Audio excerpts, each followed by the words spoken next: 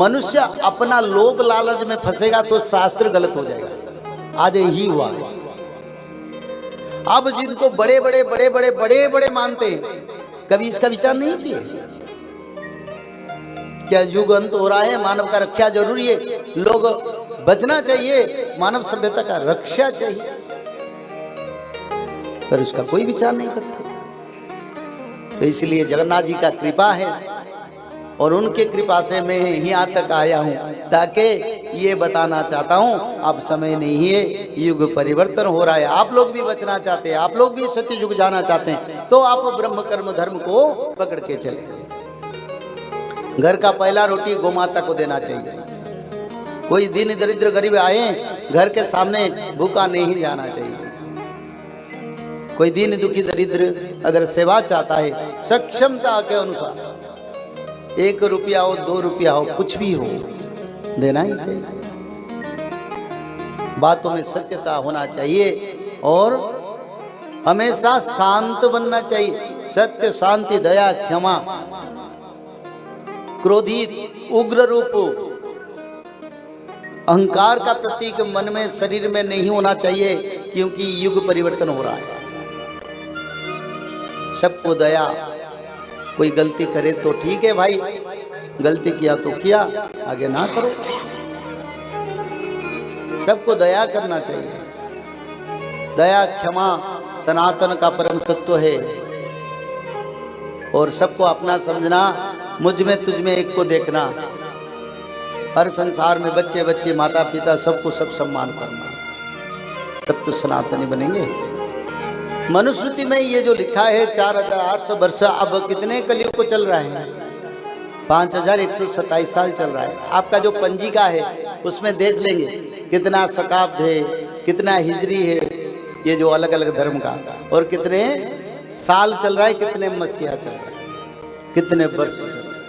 ये पंजिका में, जिसमें ज्योतिष शास्त्र का गणना होता है, जिसमें अमावस्या, संक्रांति, पूर्णमी, चंद्र ग्रहण, सूर्य ग्रहण, जो पुस्तक आता है ना, वही पुस्तक में आप लोग कलयुग का आयु देख लेंगे, उसमें लिखा है।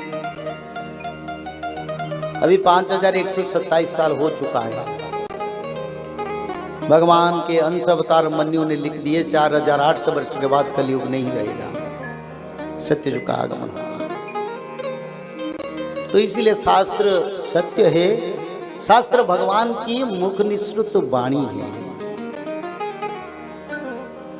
तो क्या करना है आपको, क्या करना है युग परिवर्तन के लिए? आप बोले हम नाम भजन करते हैं, हमको बता गया नाम भजन करने से उद्धार हो जाएंगे। कलो तत् हरि कीर्तना, यानी कलयुग में नाम कीर्तन में उद्धार होंगे। पर कलयुग नहीं है तो क्या करेंगे? कलयुग तो जा चुका है, तो उद्धार का मार्ग क्या है?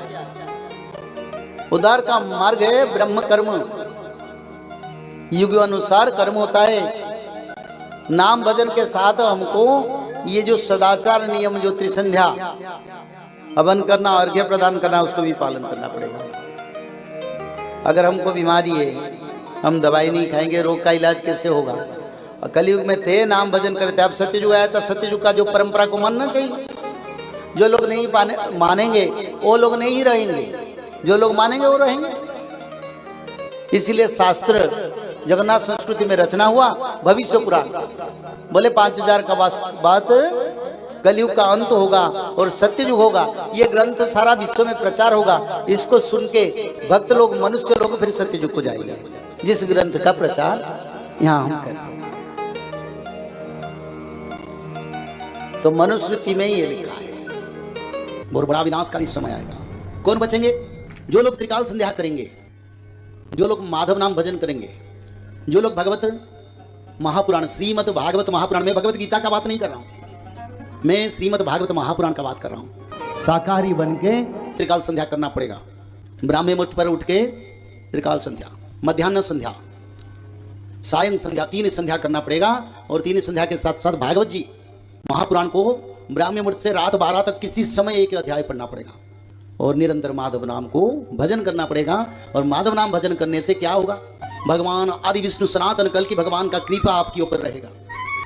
जब यहाँ गोलियां बरसेगा, मिसाइल बरसेगा, पंचवत का प्रलय होगा, तब माधव नाम भज के भक्त लोग रक्षा हो जाएंगे और तृतीय विश्व युद्ध के बाद सत्ययुग का आगमन होगा। जय श्री माधव। जल प्रलय, महामारी और भूकंप, अग्नि प्रलय, वर्ल्ड वार 3 और महाविनाश, ये तो एक दिन होना ही है। लेकिन इस सब से आप बच कैसे सकते हैं? सबसे पहले नॉनवेज खाना छोड़ दीजिए, अंडा भी नहीं खाना है और किसी भी तरह का नशा मत करिए और गलत काम मत कीजिए और सत्य, प्रेम, दया, क्षमा और शांति का आचरण कीजिए। और 3 चीज कीजिए, उसमें से सबसे पहला है त्रिकाल संध्या यानी त्रिसंध्या। उसको दिन में 3 बार करते हैं। जैसे सुबह में करते हैं ब्रह्म मुहूर्त में, सुबह 4 बजे से लेकर के 6 बजे के बीच में आप कभी भी कर सकते हैं। लेकिन आपको समय नहीं मिला तो समय आप आगे पीछे कर सकते हैं, आधा घंटा 1 घंटा पीछे कर सकते हैं। दोपहर में 11:30 बजे से लेकर के दिन का 1 बजे तक कर सकते हैं, उसके बीच में शाम को 5 बजे से लेकर के 6:30 बजे तक कर सकते हैं। दिन भर में 1 बार नहा के त्रिकाल संध्या जरूर करें। बाकी समय आप हाथ पैर मुंह धोकर भी कर सकते हैं और 3 बार आप श्री गंगे बोल करके स्टार्ट कर सकते हैं। जो दूसरा उपाय है वो है श्रीमद् भागवत महापुराण पठन। दिन में 1 अध्याय जरूर पढ़ें, दिन भर में 1 अध्याय जरूर पढ़ें। वो भी ना हो सके तो 1 पन्ना तो जरूर पढ़ें। अगर उतना भी समय नहीं है तो 1 श्लोक जरूर पढ़ें। तीसरा उपाय माधव नाम का जप करें, निरंतर करें, कोई भी काम करते हुए करें, हमेशा माधव नाम का जप करें। त्रिसंध्या का पीडीएफ, श्रीमद् भागवत महापुराण का पीडीएफ और भविष्य मल्लिका का फ्री ई बुक भविष्य मल्लिका पुराण, ये सब आपको डिस्क्रिप्शन बॉक्स में मिल जाएगा। भविष्य मल्लिका के बारे में अधिक जानकारी के लिए आप भविष्य मल्लिका के वेबसाइट पर संपर्क कर सकते हैं भविष्यमल्लिका.com। और अधिक जानकारी के लिए भी कल्कि अवतार ऑफिशियल चैनल को देख सकते हैं, जहां पर मल्लिका के बारे में खुलकर बातें रखी गई है, जहां पर आप लगभग 1000 जितना वीडियो आपको देखने को मिल जाएगा। और भी आपको अधिक जानकारी जानना है त्रिसंध्या के बारे में और कोई आपको सवाल है तो नीचे दिए गए नंबरों पर आप संपर्क कर सकते हैं।